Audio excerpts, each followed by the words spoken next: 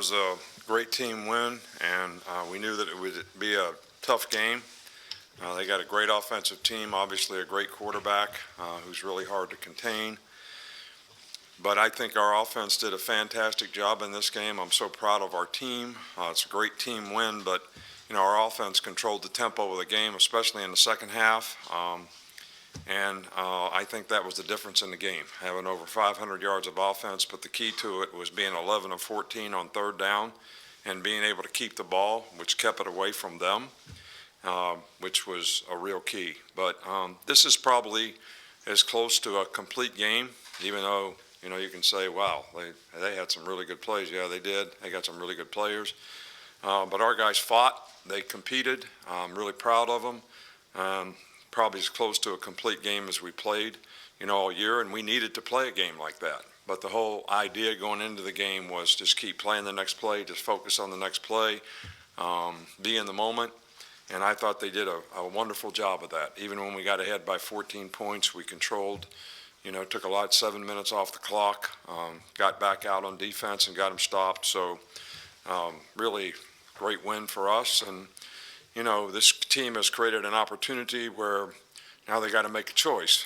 We've had 2 big games in a row here and still got 2 SEC games left and another game. So you're going to make a choice about taking care of business or continue to take care of business in the future because we can create an opportunity for ourselves and maybe win the West and, maybe get in the SEC championship game, and who knows what happens from there. Start with Nick Kelly. Yeah, 279 yards on the ground, 6 rushing touchdowns. What worked so well in the rushing game tonight? Well, the offensive line did a fantastic job. They got really good movement. The backs really pressed the holes and did a really good job. I think we had a really good plan to run the ball and get the ball in the perimeter some with Jalen, some with some other guys. And the combination of those things, I think, helps your inside running game as well. But it all came down to execution, and I thought this was the best execution we had from an efficiency standpoint in the run game, all year. Stay on the right with Dennis. Nick, considering where you guys were after Texas uncertainty at quarterback, I think earliest loss maybe since you've been here, how much credit do you give yourself? Is this one of your better coaching jobs to get to this point? I think the credit goes to the coaching staff and the players, and this group of guys have shown tremendous resiliency to keep working to improve. I think they trust the coaches. They respect, what we're trying to do to help them be better players, and it's resulted in a team that has consistently improved throughout the year. And we just got to try to keep doing that. We got a lot of guys nicked up today, but hopefully it'll be an opportunity for somebody else to step up.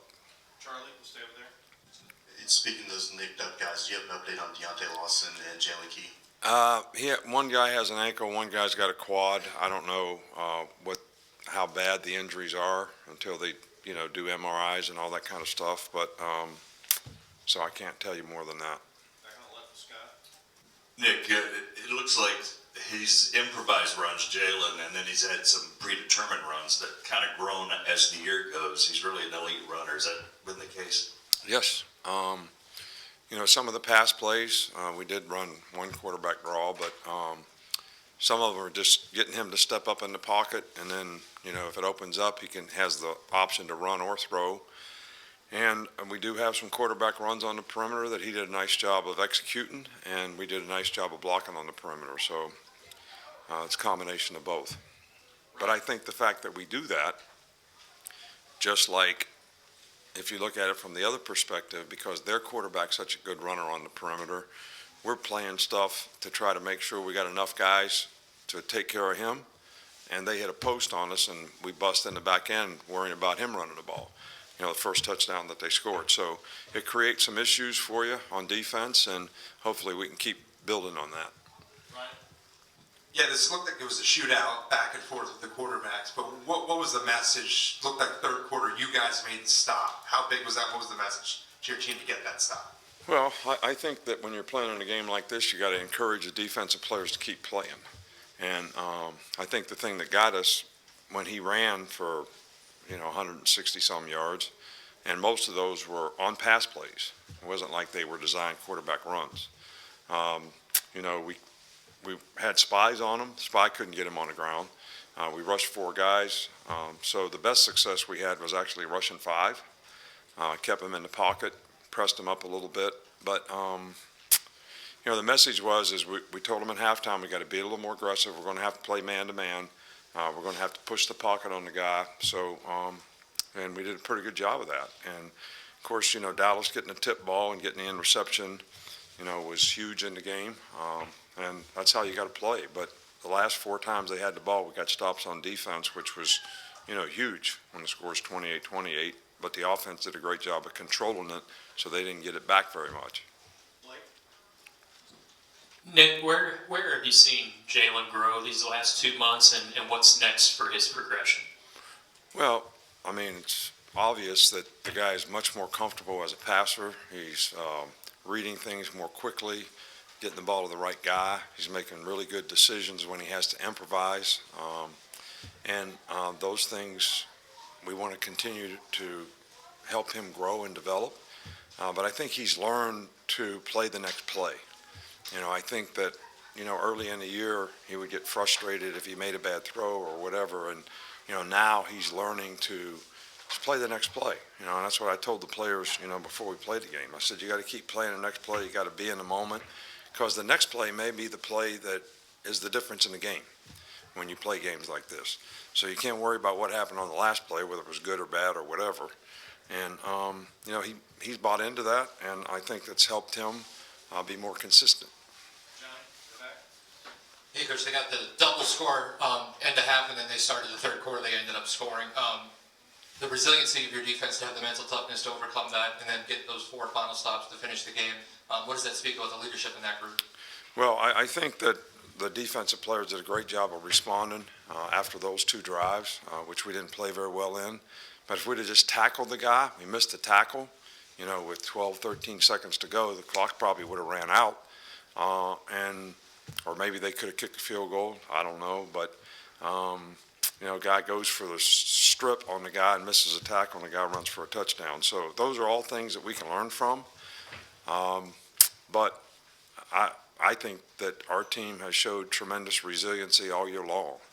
And they've always been able to make plays in the critical time of the game when they need to make them.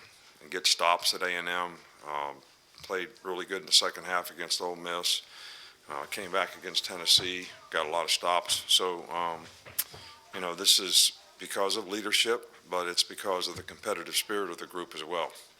The back? Coach, you've been imploring fans to be the difference maker in these games, and tonight they broke the decibel record with 113 after Tyrion's interception. What can you say about their impact tonight? I'm not sure I understand the question. Just the impact of the fans. Oh, the fans are great. It was great. The atmosphere was great. It cost them some penalties in critical times in the game, which gave us a favorable down and distance, which helped us on defense tremendously. But the atmosphere in the stadium in the last 2 games, I don't think you could ever ask for more. And I certainly thank the fans for it. I asked them to do it. They responded really well. They played for 60 minutes just like our players, and God love them for it. Finish right here with Tony. You mentioned the push that the offensive line got in their running game, but they only allowed 1 sack in the passing game. Just how much improvement did you see from them today? Yeah, well, we've done some things protection-wise to try to protect the tackles a little bit. I think the fact that we've got Jalen stepping up in the pocket helps the tackles a little bit so they can push guys by. But I did think we did a really good job in pass protection, which, that's the key to the drill, is give the quarterback time to make the kind of decisions he can make. And, when the guy's got running ability, it's even more that way because the defense gets stretched out. They got to play scrambles. If you take off running, it's hard to get the guy on the ground, which we certainly got some experience on that tonight too. All right, thanks, Coach. That's all we got. All right, thank you. Appreciate you.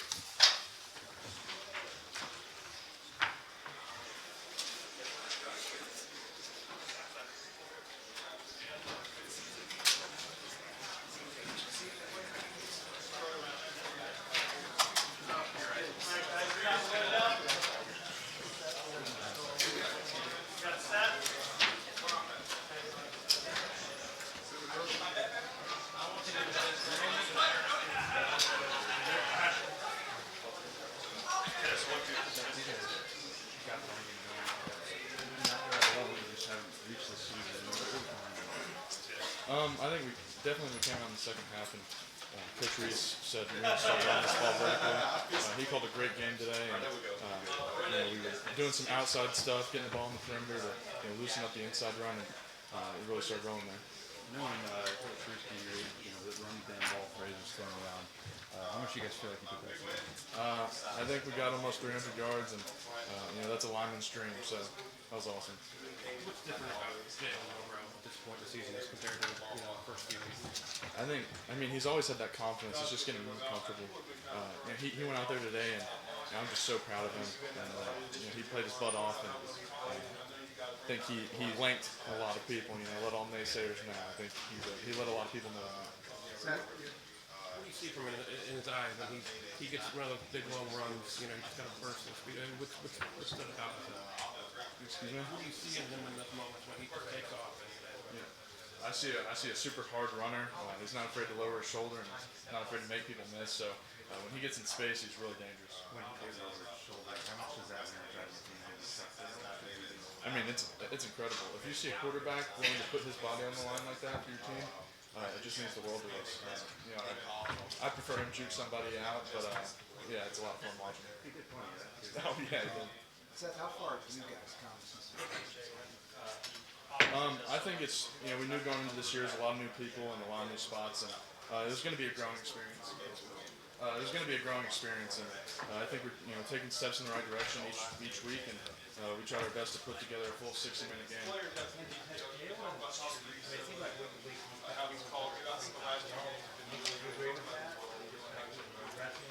Yeah, I think that's how he approaches every day, and every week. It's all about the process and taking steps to get better. He's bought into this exchange.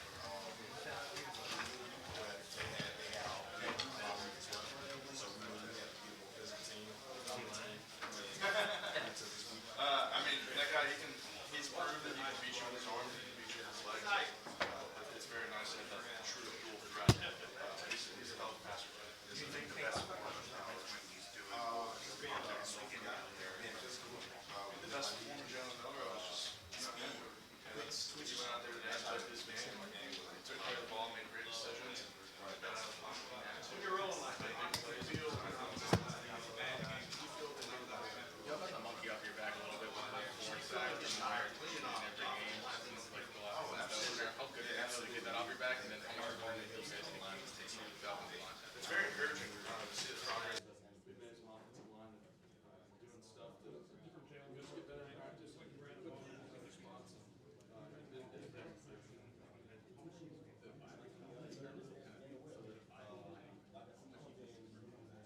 We had 3 really good practices, and super confident with the base. Position yourself. Yeah.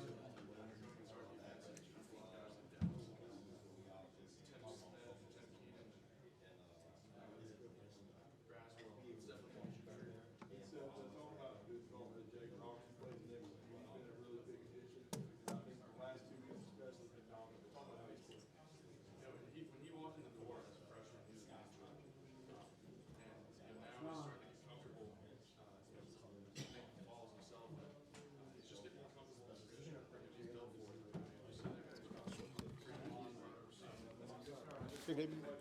Hey, what's up, guys? Kyle Henderson, Bama Football on YouTube. Jalen Milroe will be up next, so just hang tight. Please stand by. Thank you.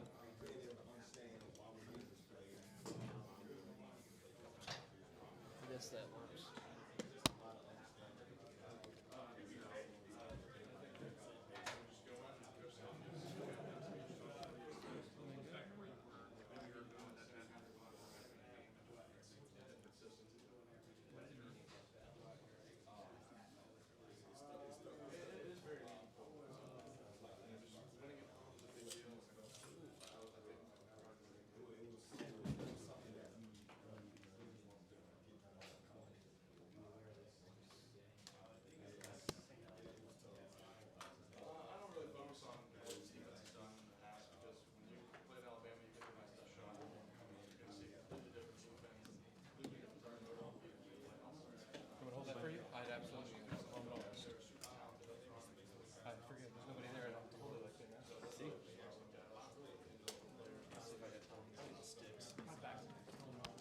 Jalen Milroe will be up next. Jalen Milroe will be up next. Please stand by. It's one of the favorite photos ever. Should be in here in like the next 5 minutes, I would assume. Jalen Milroe up next. Appreciate you guys. One more minute. One more minute. Excuse me. Can I get one of those wicks? We're waiting on Tyler.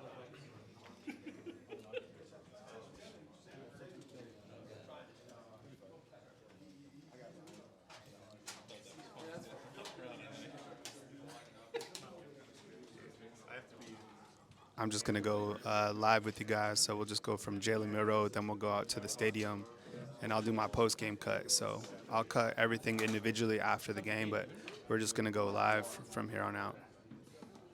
Please stand by. Welcome back. So what's happening right now is everybody gets around the podium and waits for Jalen Milroe. You can see all the mic flags right here.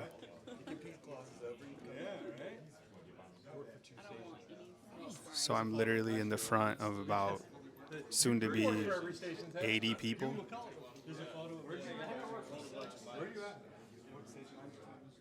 No, everyone. You've been there? When were you here? He's been everywhere. Let me think. 86 to 91. Oh, wow. So you were there when Jerry Tracy was there. You know Tom Allen? Damn. I was born in 94. Yeah. Damn. I haven't been until was Stephanie Walker? No, she was. No, but I know she was a great girl. There was a photo of smile so we can wipe out. Ooh. This is where I need to tell him.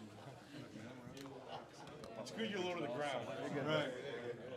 There's a photo of me at a squadron practice. You got it? What do you need? I think if you stand right there, you should be good. Jalen Milroe up next. Please stand by. Jalen Milroe up next. Please stand by.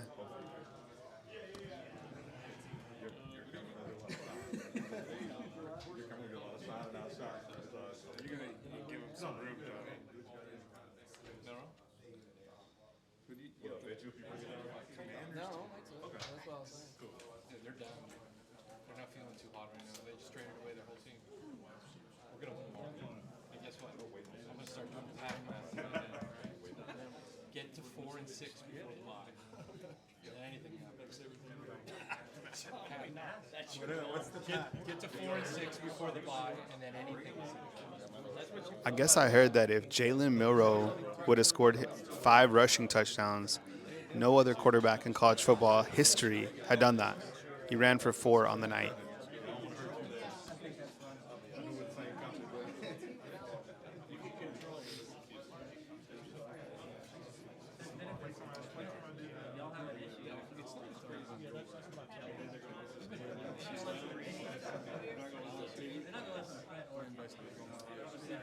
Yeah.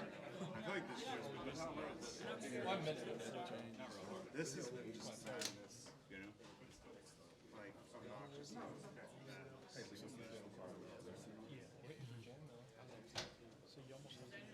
What color? We're good,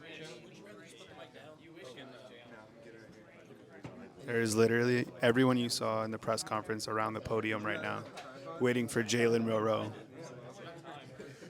Please stand by, fam.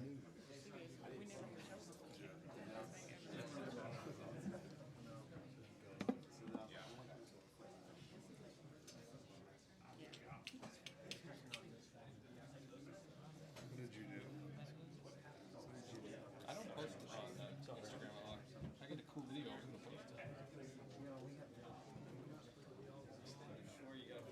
It's my ammo phone. They went to the, what is it? Roadside War Eagles. Or what's it called? Bama Fever. Yeah, they spent like $200. They're at, give him some room. Jalen Milroe is here. What's up, man? So, Jalen, was you and Reese got together this week. Was that a concerted plan to get you going with your legs? not necessarily. It was more about doing my job. because we knew it was gonna be a dogfight, as you see from the field and how it went. You know, we knew it was gonna be a dogfight. So the biggest thing was about doing my job, leading the guys, and really just mastering the game plan throughout the week. So I think that was something he harped on was when we were one-on-one, was just really mastering the game plan and attacking what the defense gave. Jalen, when you put that defensive back, you lowered your shoulder into him on that run. What was behind the mindset behind that? We knew it was gonna be a physical game, and you know our intensity was there. And my biggest thing, I just want to set the tone throughout the game. And when it's played like that, you know, you try to make the most of it. So I just try to do my job on that play. And I had a lot of fun on that play. How much do you feel? When you said you weren't really a running quarterback, did you know the game plan was going to call for you to run some? Not necessarily. I remember, you know, early in the season, Coach Saban said to be a point guard with the football, and whether it's passing, handing the ball off, or running with the ball in my hands, just doing everything possible to advance the ball and do what needs to be done so we can win. So the biggest thing I try to do is just execute in all areas of the game. When you're running like that, though, how much does it open up the passing game for you? Well, you have to start with the offensive line. You have to start with the receivers, and you have to start with the running backs. The running backs open up everything for us by how hard they run downhill, offensive line, how hungry they are, their communication on and off the field with their presence and how they're approaching the game. And then also you got to factor in our receivers. You know, when you have the passing game that is established and you have the running game executing the way it is, it makes it hard on the defense. So I think it was all areas of the game that allowed any specific, you know, part of the game to be efficient. How much do you feel like you've grown? Was this the offensive line's best game this year? I think we're steadily building, steadily grinding, and I'm proud of those guys because earlier this week, you know, we challenged each other to be better than we were last week. Even on my end, trying to improve as much as possible, and I think we took a step forward, all of us as a group and as an offense. How much do you feel like you've grown from when you walked off the field against Texas till tonight when you walked off the field against LSU? I take every opportunity as a learning moment, and no matter what game it is, I try to grow as much as possible. I'm not a finished product. I'm still working to improve to this day, and you know, the biggest thing I have to do is look in the mirror and acknowledge that I'm not a finished product. So I'm just steadily trying to build and move in the right direction. You broke the record for quarterbacks rushing touchdowns tonight. I don't know if you know, with 4. Is this a new look that fans are going to see, you running the ball with authority? Not necessarily. I just try to do all that's asked of me of that particular play. And I got to credit the guys around me to allow each play to be successful. And they're doing a great job. And we have a hungry group of guys in the locker room. And I love and enjoy playing with those guys. And we have a great mentality in the locker room. So I'm proud of the guys that's around me. And we're constantly growing and learning, try to be the best offense we can be. How much of it was a learning process to learn when to step up in the pocket, when to feel the pressure, when to run? Yeah, that's definitely something I got to improve on. And I'm still steadily learning and growing as I'm approaching the game because that's something I got to improve on and fix. So, you know, moving forward, when I approach the game, that's something I have to acknowledge and try to improve on. So that's something I got to build on. Did you get to talk to Jaden Daniels at all after the game? No, I didn't get to talk to him.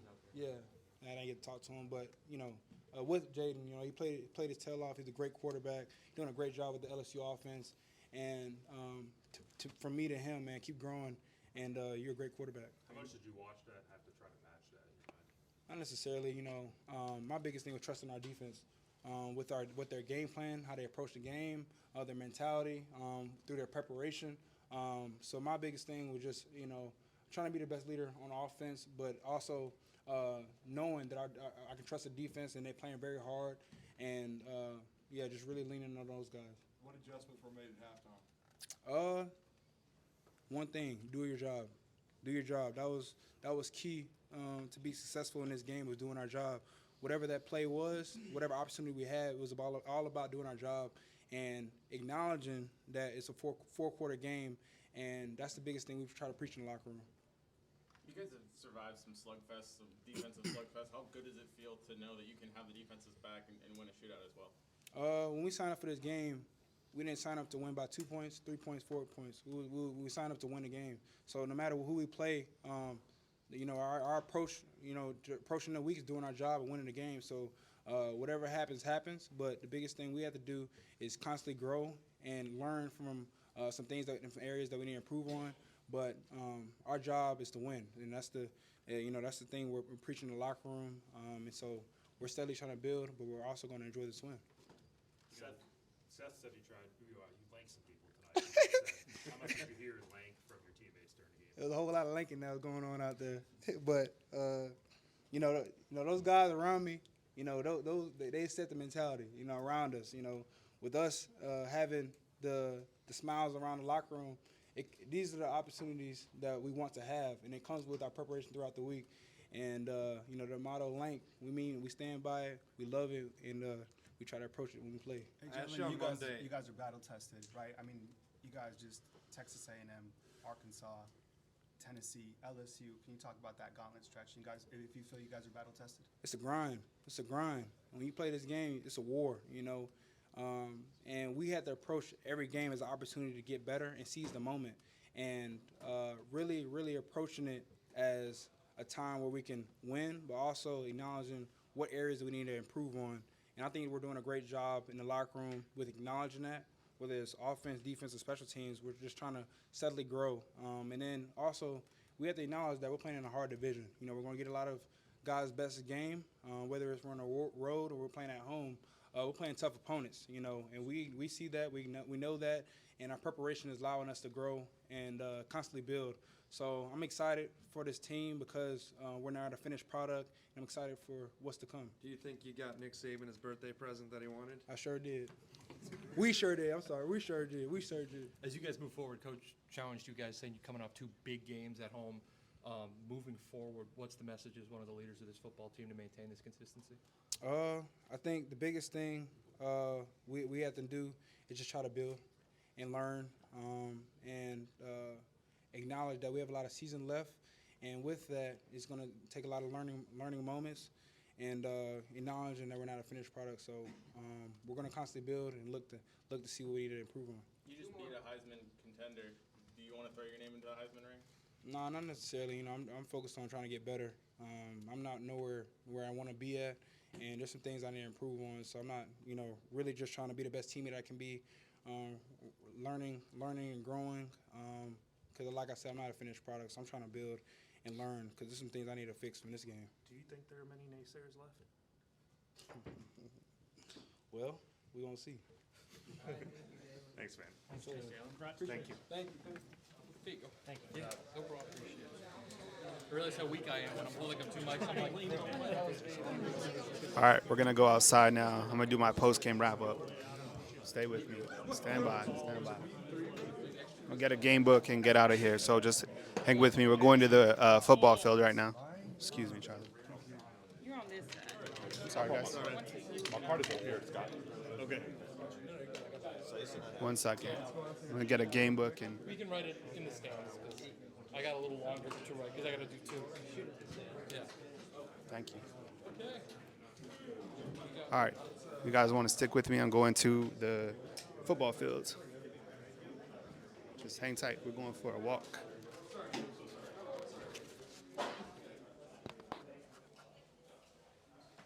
Hang tight. We're going to go out. We are going to the football field, so hang tight with me. We're going to go cut our game wrap up from the football field. So hang tight with me.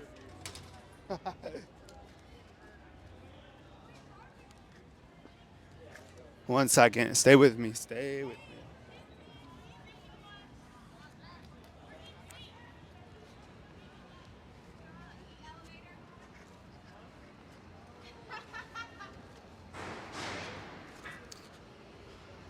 Some good interviews with Jalen Milroe. What's up? It's Kyle Henderson. You're on the post game. We are going back into Bryant-Denny Stadium.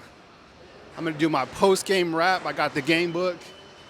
Jalen Milroe talked about not being a finished product. Once again, that's kind of been his blanket statement game by game. But think about this. How much has this team improved since week 2? Right? I mean, this team, maybe we'll get to see a security guard blast somebody. You guys saw that, right? But think about it collectively. I mean, this team has really evolved, and they continue to evolve. And look, that whole saying of let a naysayer know the Lank mentality. There's a lot of people that get all the trash in the beer cans.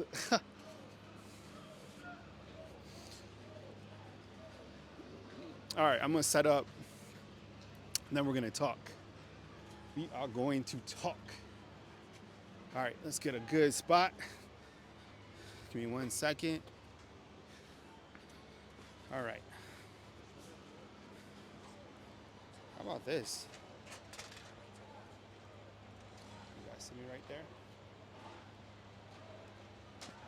All right. 1 second.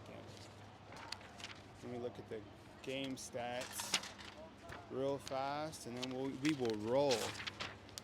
1 second.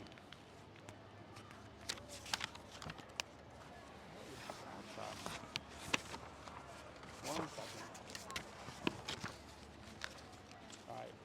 Appreciate you guys joining me on the late tip, Alabama. Oh, here we go. Let's roll. Let's roll. All righty. I think you guys will be able to see me down there.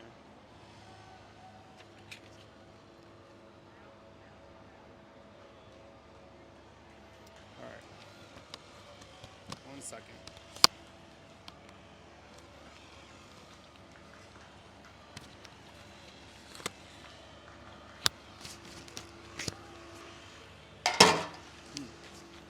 All right.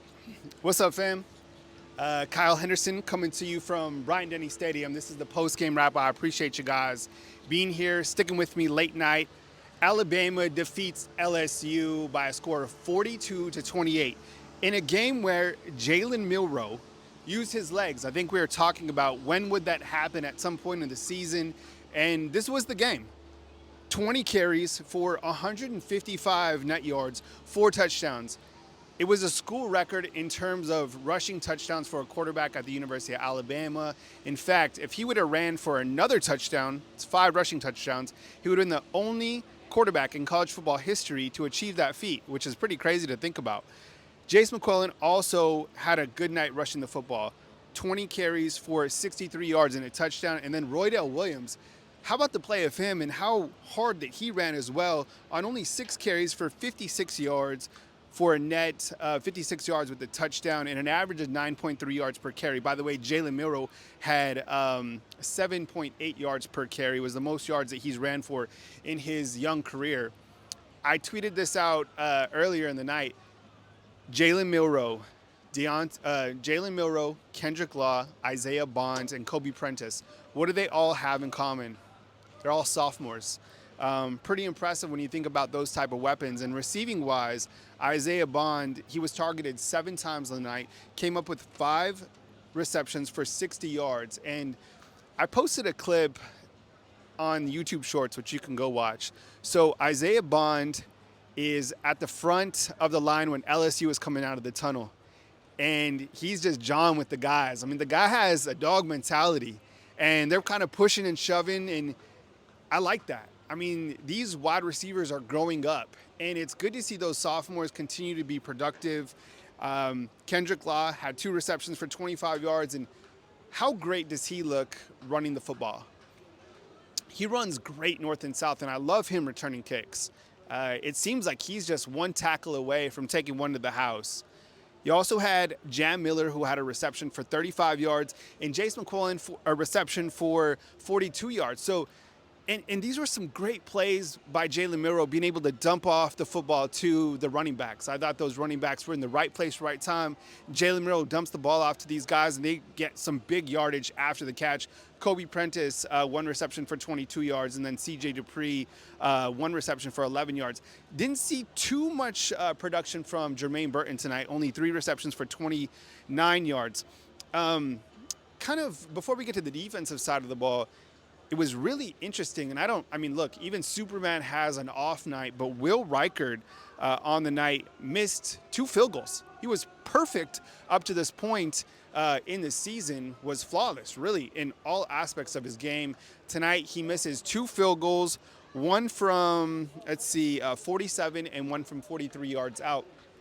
off night for Superman. It was the first field goal that he's missed since the Tennessee game in 2022. So off night for Will Riker, but we still love Superman overall. On the flip side, we'll talk about, before we get to the defensive stats, let's look at the offensive stats for LSU. Look, Jane Daniels is an absolute baller, and clearly with him going down in the fourth quarter, I think by that time when Dallas Turner fell on him and he exited the game with concussion protocol, Alabama had already taken the momentum. It was already 42-28. But the way that the game was moving, you got to think that, LSU maybe tax one more on the board or whatever. I didn't think that they would score 4 touchdowns. I think I vastly underrated how good LSU's offense is. That offense is dynamic. I mean, Jane Daniels, absolute baller. He had 163 yards rushing on the night. That's crazy because Jalen Milroe had 155. So, I mean, these quarterbacks were running all over the field. 15 or 24 passing, 219 yards. 2 touchdowns, did have the interception that was a tipped pass, and then Terran Arnold comes up with the ball. I thought that was kind of a turning point of the night. Check this out. Malik Neighbors, he was targeted 17 times on the night. 17 times. He had 10 receptions for 171 yards with a touchdown. Brian Thomas Jr. was only targeted 5 times, came up with 36 yards on the night. That's crazy. 17 targets on the night. When you look at the defensive statistics, appreciate you guys sticking with me. Alabama, true freshman, once again, probably happened every time this season. Caleb Downs, who's just a freshman, had 13 total tackles on the night. 13 tackles as just a true freshman. He's clearly an All-American. He's one of the best safeties in the country, and it's amazing because he is only just a freshman. Now, Alabama did get beat over the top by Malik Neighbors. That was earlier in the first quarter on a great pass, a great catch by LSU. And Coach Saban said coming into this game that this was going to be a heavyweight fight. 1,000,000% it was. And that LSU was going to get theirs, and Alabama was going to get theirs. LSU did, 100%. Who played really great is Justin Ebogbe. Justin Ebogbe played fantastic. 6 tackles on the night, 1 tackle for a loss. And let's see, Terran Arnold had 2 pass breakups. Thought the secondary played well, considering they're going against this incredible offense tonight. I thought they held their own. Malachi Moore, thought he played really well. And, just overall, what could you do against LSU's defense, a team that was scoring, 47 points per game? Coming in, Alabama holds them to 28. The second half adjustments, I think we saw that again. And then add on to the fact that Jane Daniels didn't play, from the fourth quarter at the 12-minute mark on. Going forward, Alabama has Kentucky, Chattanooga, and Auburn. And I asked Jalen Milroe, as you saw in the press conference, do you think this team is battle-tested? He was also asked about kind of the length, let a naysayer know, and if there's any more naysayers out there about this Alabama team. And I asked that because we're starting to talk about the playoffs and where Alabama sits kind of in that playoff fold. And I know it's a one-game mentality, but when you look to Alabama's schedule of strength, this team is battle-tested. Texas, Steve Sarkisian, Lane Kiffin and his offensive potency. They went against Texas A&M and those elite wide receivers. Tennessee's outstanding quarterback and their wide receivers. And then tonight, this defense goes up against LSU and comes out with the W. I like this team from the resiliency standpoint. We've seen so much growth. I don't think we've ever seen so much growth from an Alabama team since I've been covering the team, honestly. This was a great win for Coach Saban. And I think that the playoff committee is certainly starting to look at Alabama more than they were last week. This was a marquee win, and a lot of the teams kind of in that upper echelon, they don't have those marquee wins. I think Ohio State, they were down to Rutgers today, 9-7, able to come out on top. They have the win over Penn State and Notre Dame.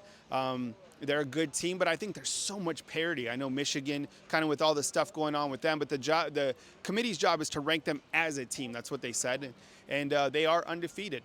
You look to Florida State, another win for those guys today. Their quarterback, Jordan Travis, is a great quarterback, and Florida State beat this LSU team tonight as well.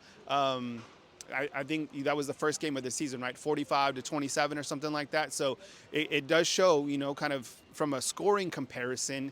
But with that said, and I've been hard on Florida State all season long, I just think that their schedule of strength doesn't match up to Alabama's. I don't even know what the final was between Washington and USC. I know that game was tight throughout, but Washington has that electric offense. Michael Penix is a wonderful quarterback, and Oregon comes up with another big win. So what we know is that there's 8 quality teams. There's a lot of parity. Alabama is certainly capable to continue to win. It has to be a one-game season. You can't let this game against Kentucky be a trap game, or even the Chattanooga, or even that Auburn game. I know Auburn, is struggling, but we all know about that Iron Bowl and how things can go sideways no matter what the schedules are, no matter what the rankings are. It's a one-game season. Alabama continues to win. That's the most important thing. With Ole Miss winning tonight, I still believe that Alabama has to win, and Georgia has to beat Ole Miss in terms of Alabama winning the West. But this was a big step forward for Alabama to achieve another goal, which is winning the SEC West and matching up with likely Georgia in the SEC championship game. I really appreciate